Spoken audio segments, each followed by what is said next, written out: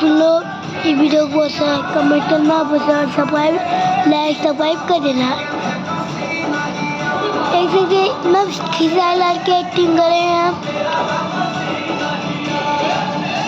देख सकते हैं आप।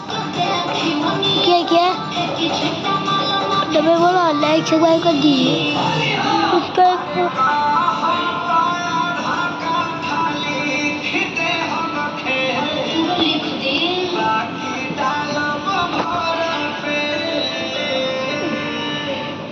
खेत पे चौथन तो काव्यास ₹2 हो ₹2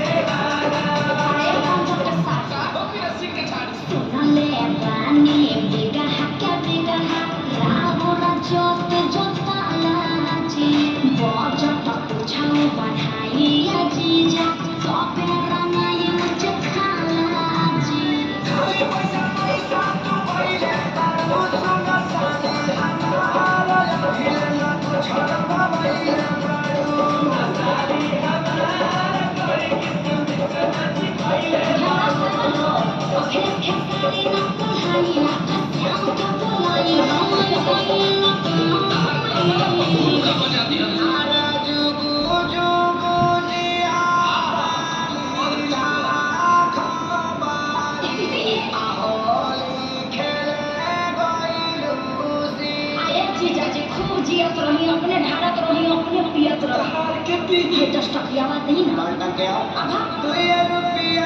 ₹2